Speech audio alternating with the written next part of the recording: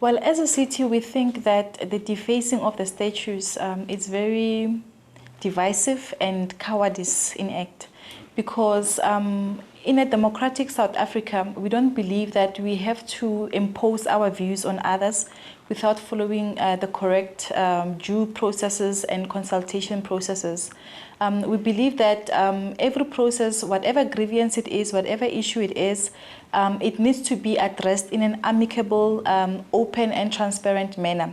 So for us, we are really shocked by the defacing of the statues, and we are really disappointed, and we condemn it in the possible strongest terms. There's a lot of that have happened in South Africa, so everything went better.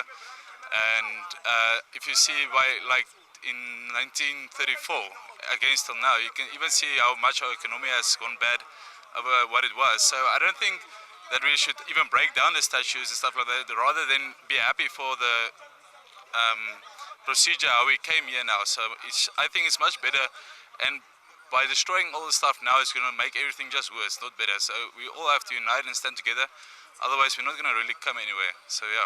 My opinion is that in South Africa we have democracy and we are guided by the majority. If these people here and the whole country says all the apartheid statue must be removed, and then we replace them with our leaders, those who have fight for freedom, why not? I mean, you can't keep heritage of the oppressors. Some of us, it doesn't help us, this thing. What does it help us for? It's helping nothing. Nothing at all. So it must be removed. Even City of Tshwane said these things must be removed. Even the mayor says these things must be removed. But at the end of the day, we see their descendants here coming with generators, coming to clean. In the first instance, do they have authority from the council? They don't have. They are already violating us. Welcome back once again. If you just joined us, a brief reminder, our topic is the vandalism of colonial statues. Is it the killing of our history or creation of a new one? Joining us in studio, joining Greg Ontong of the South African Heritage Resource Agency. Paul Kruger and the views from Pretoria. Gentlemen, welcome once again. Thank you. Greg, welcome to Soweto today. I still have Baba Panage from the EFF. Gladi. So, from your point of view, what can you tell us about the history? Can you make history whilst we're having hammering history, destroying heritage sites, and also defacing monuments? Shylock, fundamentally for SARA, has a mandate of nation building and social cohesion. Therefore, our approach to all things heritage is one of democracy, where each side or each of the parties, however many they are, needs to be faced and needs to be represented in South Africa and its entire historical landscape. It's critically important for SARA to keep that balance in view all of the time, so that we do justice to all and injustice to no one. And that is fundamentally our tenet, and base our lives around the issue of public participation is one of the facets that we engage in whenever we deal with a situation where they are transforming a building, removing a statue, etc. So it is fundamentally important that the rule of law, because SARA is instituted by the South African Heritage Resources Agency, they underwrite our very existence. Therefore, our role is to honor the law, honor the Constitution, and therefore we feel that all actions where it becomes removal of statues or whatever buildings or spaces that need to be renamed or relocated, that public participation is done and that the rule of law is obeyed. Right, now coming to the EFF, as you have heard Greg there explaining to us the heritage side and so on. Now, don't you think you as the EFF destroying property and also defacing history that has been made instead of making a new one, as well as Greg has explained to us that rather we have to make a new history than destroy the old one? We are not destroying any property, but we are erasing evil in the public face of South Africans. And we should remember that the statues that we are defacing and removing are not the statues of saints, but are the statues of hardcore criminal criminals, rapists, people who have stolen our land. And even if you can go back to Holland or Netherlands, where Jan van Riebeeck is coming from, you will never find his statue because that's where he was a convicted criminal. So they have nothing to do with us as South Africans, those statues. They add no value in our history, as much as I've said that we have enough apartheid scars in our daily lives as South Africans. If they feel these statues are not important, that to an extent that they must not be destroyed, why are they protecting them if they are not that much important? Thank you. Your comments on that? Look, I mean, as I said, our role is that of creating a democratic society and building toward that. And I think for us, it's important, and I understand where Arafat is coming from, the EFF is coming from, that these are scars. They represent the scars that can't be seen, such as you mentioned, the issues of the apartheid planning system, the housing situation, etc., the condition of housing. Those are already the scars. But I think for us it's very important that we have these elements in spaces that represent and record that history, and as well as for us to add to that history, to say this is the totality of the history of South Africa. There we are saying, we acknowledge that these, what Arafat has said, the terms that he used to describe some of these men, that they were evil, that we do not deny. But what we are saying is for the complete history to be reflected in South Africa, we need every facet to be there, but not necessarily celebrated, but protected equally. And that is really the perspective that we're coming from. And it's not to say that we disregard the pain. We are part of the pain. We're trying to heal, and that is what we're trying to do. From the EFS point of view, because your final closing words? As the EFF will encourage our masses to continuously destroy these colonial statues.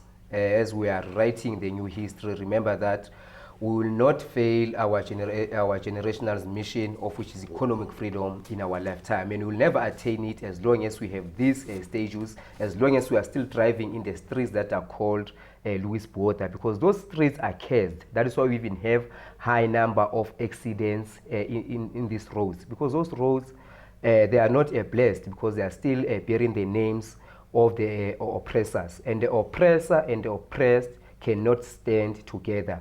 The oppressor must fall. Bongakhulu Mfokatladi from EFF ichazela kabanzi ukuthi ngabe kwenzeka na uzole emakhaya lapha ke Mfokatladi ichaza kabanzi ukuthi bona ke Jan van Riebeeck, they view them as criminals, but from the point of view lapha ka Greg ukuthi bona social cohesion ayime ngendlela ethizeni ukuthi bekhona phela ubumbano nokwakhana eMzantsi Afrika. Siqhunga setoro siyabuya ngasukuleyo ndawo.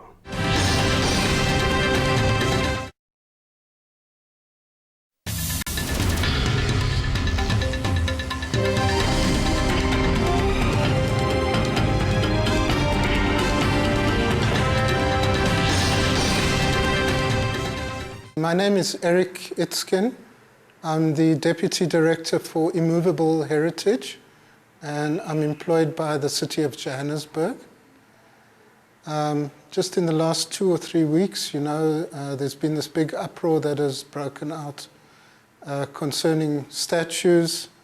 There have been calls, of course, for the removal of the statue of Cecil Rhodes at the University of Cape Town. And as of today, that is happening. And there have also been acts of vandalism and destruction of some other statues in different parts of the country. Joburg has been spared those attentions, and we can talk about maybe some of the background to that. We've had a painful and divided past, which has been marked by colonial dispossession and oppression of a majority of people in the country. So there are wounds that are obviously not healed. You wonder, though, after 21 years of democracy, why would you have this flare up now? I think some of it is politically motivated. Some of it you would have opportunist elements jumping on their own bandwagons. Welcome back once again. If you just joined us, our insight to the formation of monuments as well as the statues and their symbolism and meaning in South Africa. And joining us in studio, we have Hank Murray from AfriForum. Hank, welcome once again. We also have Gregory Ontong also from SAR. Gentlemen, we have our topic, vandalism of colonial statues, or is it maybe vandalism or destroying the history? Or maybe you can tell us more from your point of view, AfriForum also from SARA as well as, and also the comments from the EFF. Yes, well, firstly, I would like to respond to the comments of the EFF. I feel that the leaders of the EFF are encouraging their followers to break the law. Acts of vandalism, as we've seen in the last month or maybe a little bit longer, is breaking the law. It is nothing else, and I cannot understand how you can encourage such a thing. That is also why we asked the Minister of Arts and Culture, Minister Nathi Mthethwa, to also act against such leaders who enhance these types of behavior. And I would also like to know, as this is a question I would have liked to pose to the EFF, after, let's say, the EFF succeed in destroying all of these statues, what then? What will that change in our country? What will that change about our history? Nothing will change. The true factors in this country, things such as high unemployment, our dwindling economy, people living in shacks, those true issues are not being addressed. And I feel the people who voted for the EFF are being let down by the leadership. I feel that the EFF leader should actually start focusing on real issues and move away from these statues so that we can talk together and work together to a better South Africa. Now to you, Gregory, the significance of erection of statues and monumental buildings, what are the significance behind it so that maybe even if the youth of today can actually get a clear understanding? Yeah, I mean, fundamentally, any statue that's erected, as we can see right now, if we give an example, the erection of late President Nelson Mandela's statue at the Union Buildings, that is a form of celebration of good work or success or celebration of all things good. That is what it normally would represent. What it also sometimes happens is that nationalism takes over. So we have different nationalisms at various times in the history that celebrate that particular aspect of their performance, as it were, in the totality of history. For us as SARA, the fundamental thing is that we understand both sides. The issue of the crisis around housing, employment, etc. That's the one aspect.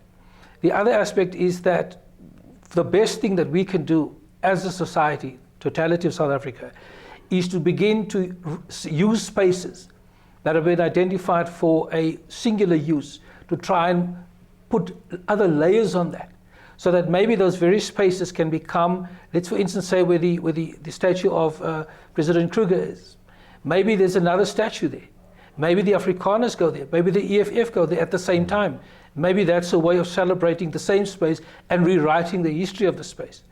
Maybe there's a way of using, instead of breaking down our history, because it's not so much that, as I said earlier, I quite understand, I've been from the same background, to understand the pain of having gone through an apartheid history, and at the same time suddenly seeing these statues celebrating that. It's not necessarily celebrating that, it's a space marker, as a warning as well as a celebration.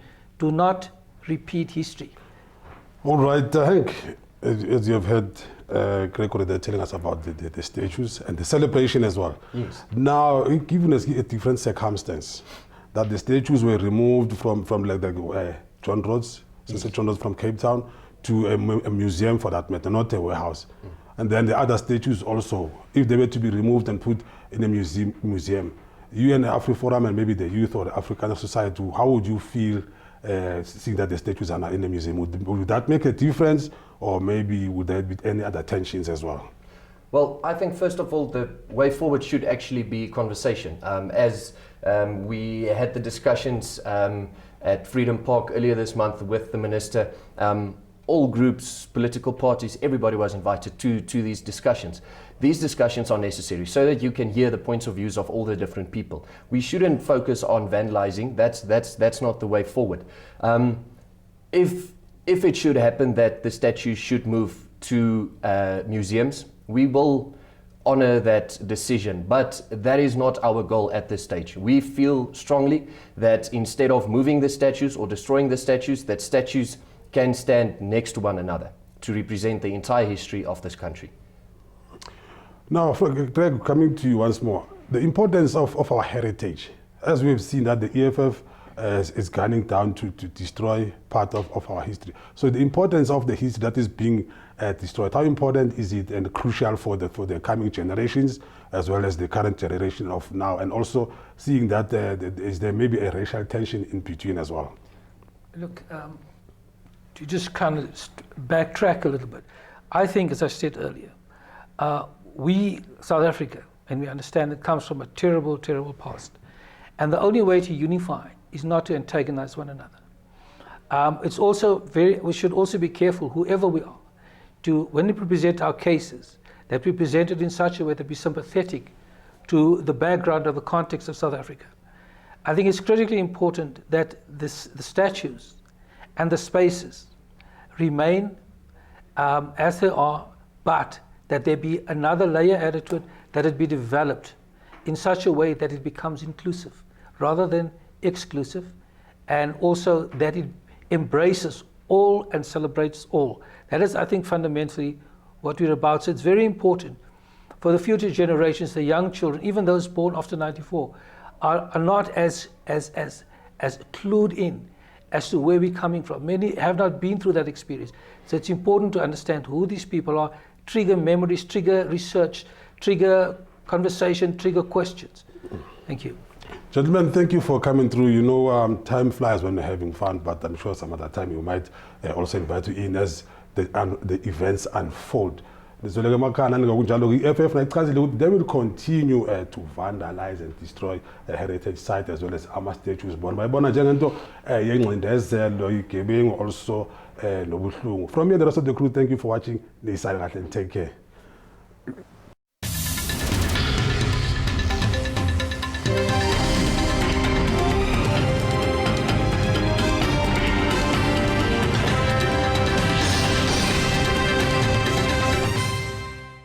Indawo esihlala kuyo ihostela indawo ebhedayo akusiyo indawo eright, iyabhudluka, iyabhidlika izindlu zakhona.